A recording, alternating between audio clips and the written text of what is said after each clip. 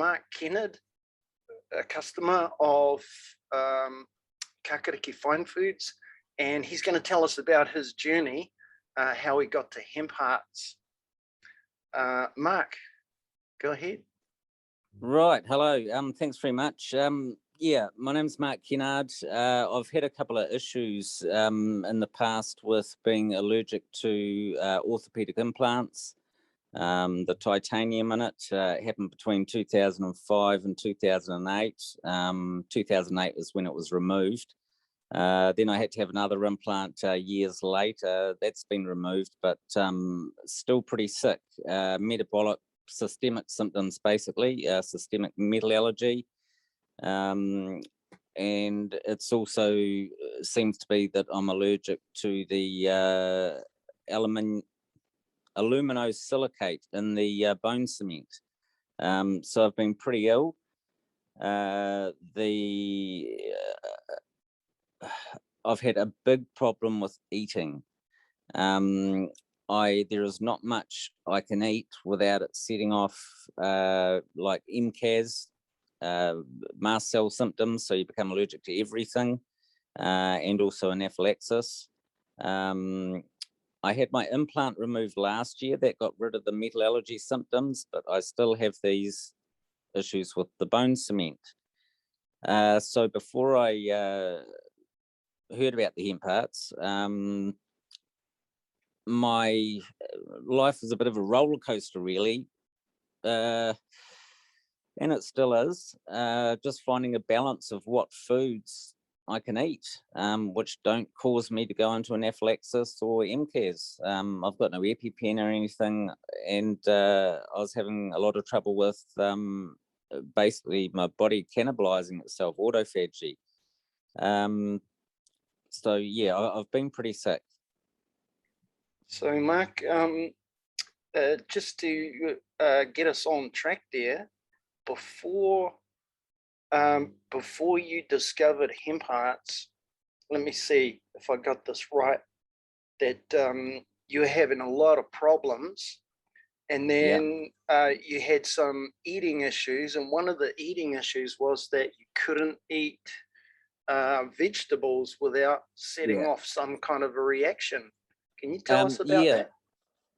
Yeah, that's right. It seems, well, I pretty much can't eat anything except for red meat and fat. But vegetables are especially bad. It's as though I'm allergic to the phytonutrients or something in it. Yeah, and that's they'll set off the MCAS if I eat a big plate of vegetables. Then I become allergic to everything. I might open the door in the morning and my lips will start burning because it's a nice day and someone's been spraying in the garden, spraying pesticide. And then in order to stop it, I have to basically stop eating for a few days, or if I can, just eat meat for a few days. So I had a lot of trouble getting enough food. That was the big trouble, that I could eat without setting off any problems. So I imagine that you would have lost a lot of weight. Like that's the definition of auto. What was that word again? Autophagy. Autophagy, yeah. Basically, not getting enough food. Because my metabolism's all upset as well because of the metals and the toxins from the bone cement. It affects your set point. It affects how your whole body works. So it can speed up your digestion. So food isn't broken down. How did you doesn't get digested? How did you discover all this? You know, like at the moment, like you're talking, well, at a cellular level, even. Yep. How was the medical profession at helping you out with this? They've been absolutely terrible, absolutely shocking, and it's because of government policy, basically. Well, what is that government policy? Well, when it comes to medical implants, like metal implants, like titanium, the policy in New Zealand, medical policy is that they are 100% biocompatible. Now, it's an absolutely ridiculous policy. They're like that with all metals. They say that you have to have a certain level in you, in your blood, before we recognize that it can cause a bad effect. Oh yeah. Diabetes is like that. It has to be like Yeah, way advanced before they call it. yeah, but they'll never call it in New Zealand. With an implant, they won't. They will never ever call it. Our doctors and surgeons over here, they have no clue. No So one gets informed consent. yeah, there must have been a period where you got to that point, and then Yep. you decided, man, I got to do something for myself. Yeah, it was in start of 2006. It was pretty obvious that all the specialists, after my first implant was put in, it was pretty obvious they were all just avoiding it. I told them all I believed it was because of the implant, because my symptoms started after surgery. But they just avoided it, and some of them started getting pretty nasty, even when they first met me, and it was just really, really strange. And I'd been told before surgery that you can't be allergic to it, but I got the internet put on at home and did a bit of research, found, I think, one paper on the internet on titanium allergy. So I contacted the writer of the paper. Her name was Professor Vera Stayscale. She invented the ELISA test for testing for current type 4 allergies to metals. Diagnoses whether you're currently having a bad reaction, a type 4 allergy. So I was in contact with her for a few years. I was telling the specialists over here that I was in contact with her, and she had invented the test while she worked at AstraZeneca Pharmaceuticals. Very renowned woman. She was on the team that developed Losec, #1 selling pharmaceutical in the world. But she left and started ELISA Diagnostics. But our surgeons over here and ACC, no one would listen to it because of the government policy that you can't be allergic to medical devices. They're safe, they're efficient. Yeah. So if you're starting from that point, it's just a lose-lose all the way, isn't it? Yeah. And doctors will do some pretty unethical things, and in order to deny that you've had a medical device injury, they will commit crimes. They will make threats. And the reason is because if they diagnose a bad toxic reaction or allergic reaction to a, like for example, in a spine implant like I had, they will get scrutinized by the medical council because it's against government policy. The government say it's not possible. So if a doctor diagnoses it, they get scrutiny and they can get in a lot of trouble. Okay, let's see if I can get this right. So in the situation that you find yourself in with the allergies, you're only it affected your ability to digest. It affects. Yeah, the way it works is if you're hypersensitive, the metal ions, they cross the blood-brain barrier, they settle on the hypothalamus, and they affect the automatic functions of the body. Right. So pretty much any automatic function of the body can be effective. So digestion-wise, it might just speed your digestion up. You might be going to the toilet 8 times a day, all of a sudden. All right, so let's back up a little bit. Yep. So let's go back to the vegetable component. So you find yourself in a situation where the only kind of nourishment you can get is red meat. Right? Yeah. And then somehow somebody must have mentioned to you, oh, what kind of vegetables could you eat? And you say nothing. And then Yeah. they say, well, have you tried hemp hearts? Yeah, so Andrew Bell from Kakariki Fine Foods, he contacted me and about Wild River's hemp hearts and asked me if I wanted to give them a go. So I was at a stage where, I mean, if all you can eat is red meat, and I wasn't able to eat mince for some reason, I still can't. If all you can eat, it's too expensive. It's just not affordable to eat that every day. Ribeye steak every day, because ribeye had the right amount of ratio of fat. It's just, I just couldn't afford to buy enough food to eat. So I'd be waking up at 4 o'clock in the morning, and my body's basically cannibalizing nutrients from different parts of my body to use elsewhere. And your body just forces you out of bed and makes you eat. Yeah. And what I found with the hemp hearts was taking a couple of dessert spoons of that would stop that horrible, terrible feeling pretty much within minutes of it hitting my stomach. And it didn't cause any allergy issues. Because what happens with the vegetables in that is my lips start burning, my mouth starts burning, and then when I swallow the food, it burns on the way down, and then once it sits in my stomach, you can feel it burning in your stomach, and then from then on, anything you have, even a glass of milk, will burn. And you drink liquid or even water, and you can feel the whole outline of your stomach and your throat because it's burning. If I drink out of an aluminium can, I get blisters on my lips. Wow, that's incredible. How long have you been suffering with that for? Well, this time round, since September 2019. No investigations have been done.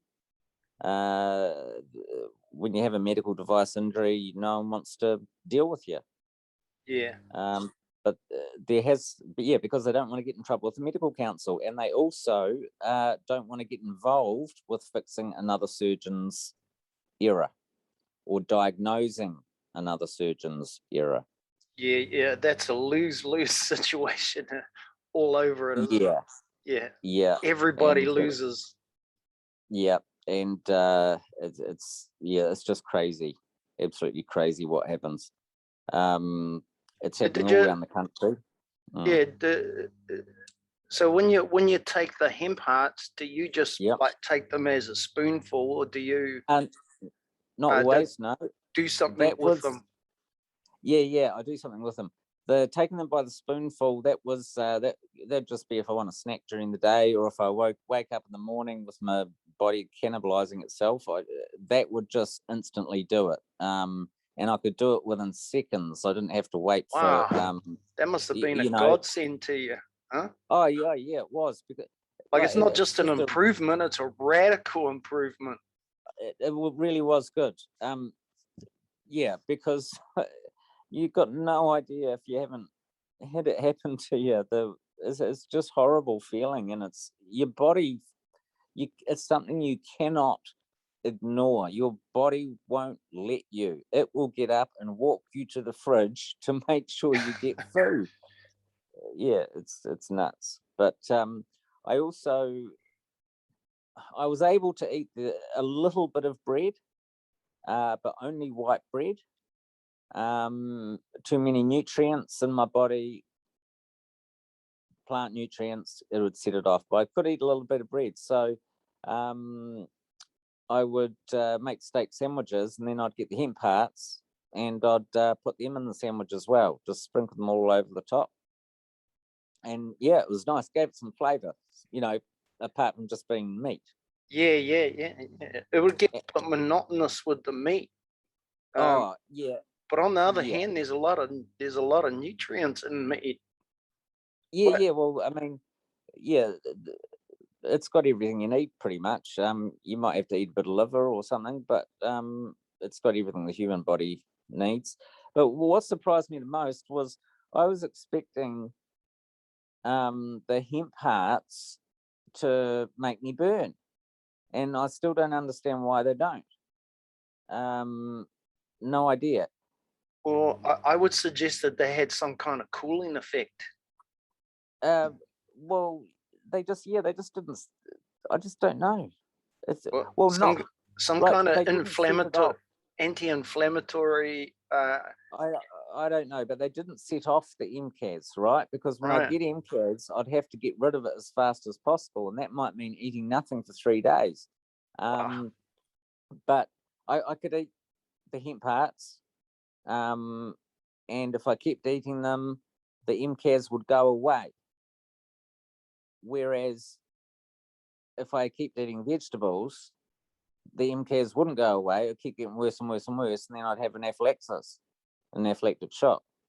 Yep. So do you go to hospital when that happens? I avoid hospital as much as possible. I've had threats, torture, threats of torture, threats of retaliation should I make a complaint. All pretty bad stuff. And I've got it recorded. Recordings of a lot of it, not all of it. Okay, so before, so how long have you been eating the hemp hearts for? Oh God, I'm not very good with time. That's all upset too. But just give us a rough idea. Maybe 6 weeks. Was it 6 weeks? Maybe. Right. Yeah. I don't know. And it was good to have something, because when you just eat meat, it's not just the cost. I mean, after you eat it for about 7 days with nothing else, or just the odd bit of bread, you just can't eat it anymore. You just can't look at it. It's not that it makes you feel sick or anything. It's because you're just sick of eating it. Yeah. It's the lack of variety. Yeah. So I'd end up then eating other things, which I shouldn't. To break up the monotony. Yeah. And then I'd get sick again. And the cycle would start again. Get back onto meat. But yeah, the hemp hearts gave me a bit of variety. Yummy. They're like cashew nuts, like chopped up cashews. Yeah. Yep. Yeah, they're so creamy, and to me, I use them as a base for dressings, and I think they're the best. They're the best base. Like if you're going to make a dressing of some kind, and you start off with the hemp hearts, you put that through a blender, and you get a creamy base. Then you get, well, for a person like me, I would add maybe a bit of garlic and some parsley and some lemon juice, and maybe even add some other type of oil with it too, just for flavor, like a bit of olive oil, and then perhaps some kind of chives or parsley or something, maybe a bit of mint, and you mix that up into a dressing, and you put that on your meat. So so that nice. You can have a bit of variety with that. I would say be careful of the herbs and vegetables that you put in. You're going to have to trial stuff.